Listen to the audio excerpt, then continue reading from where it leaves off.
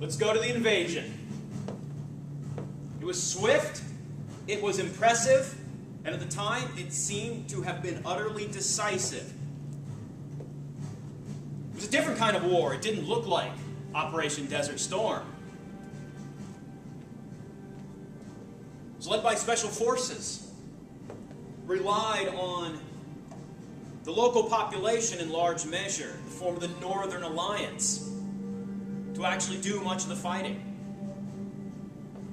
And by December of that year, 2001, the Taliban and Al Qaeda had been forced to retreat into the Tora Bora mountains, which divide Afghanistan from its neighbor Pakistan. This area has no government, neither on the Afghan side nor on the Pakistani side. Pakistan is right now engaged in a large-scale operation in what's known as the Swat Valley on their side of the border to root out Pakistani Taliban, with, I would imagine, only moderate success, because after all, as we're going to see later, large segments of the Pakistani military and intelligence services believe that the Taliban, and by extension Al Qaeda, are right. But that's for another lecture. December, we're feeling pretty good. We believe that we've got Osama bin Laden trapped in the Tora Bora Mountains, and it's only a matter of time.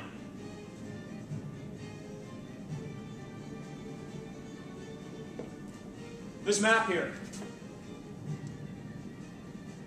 gives you a sense of just what the lawless area is. Brown is mountainous, green is river valley.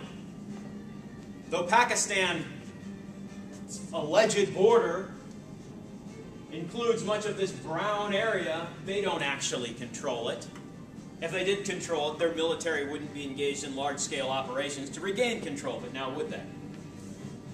We're going to return to this area, because it is in this area that Osama bin Laden is almost certainly hiding. That's for another lecture.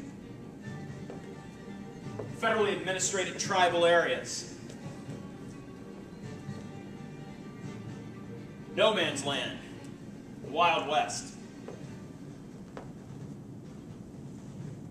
Terrain that, quite frankly, the American military was not prepared to deal with in a systematic and meaningful way, because we simply didn't have the boots on the ground.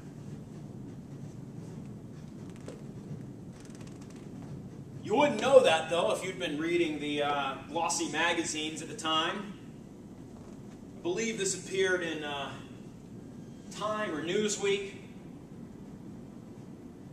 from around that time. Cornered!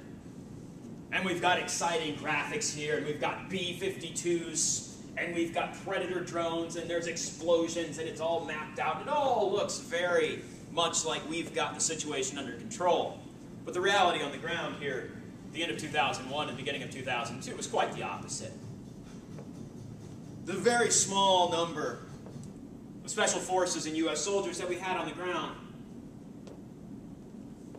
were overmatched by this terrain.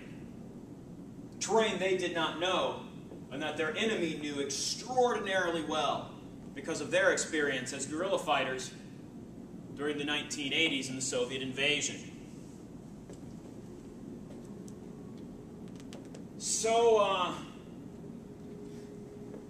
So whipped up did we become in the fall, winter, and spring of 2001 and 2002 with this campaign. We imagined our enemy to be much more powerful than they actually were. This picture, entitled Bin Laden's Mountain Fortress, the top's cut off there, was actually displayed by Donald Rumsfeld, Secretary of Defense, on the Sunday morning talk show Meet the Press with the late Tim Russert. Their exchange is priceless. I'll read it to you. Tim Russert. The Times of London did a graphic which I want to put on the screen for you and our viewers. This is it. This is a fortress. This is very much a complex, multi-tiered, bedrooms and offices on the top, as you can see, secret exits on the side and on the bottom, cut deep to avoid thermal detection, so when our planes fly to try to determine if any human beings are in there, it's built so deeply down and embedded in the mountain and rock, it's hard to detect. Well, here's a dirty little secret. You don't have to embed something very far in a stone mountain to make it impossible for heat-sensing equipment to actually find it. We oftentimes overestimate the ability of our technology. And over here, Valley's guarded, as you can see, by some Taliban soldiers. Yes, there he is. There's a Talibani. A ventilation system to allow people to breathe and to carry on. An arms and ammunition depot.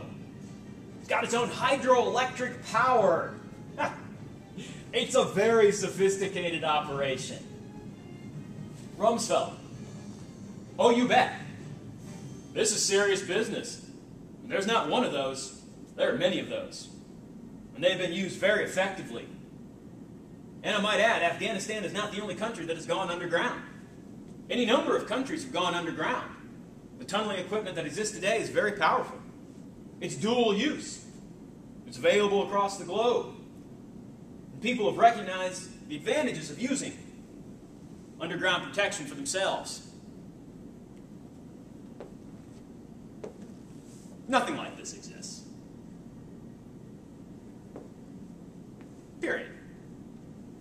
This was a way of comforting ourselves and explaining why we had not found a guy who seems to live much more like a shepherd than a warlord.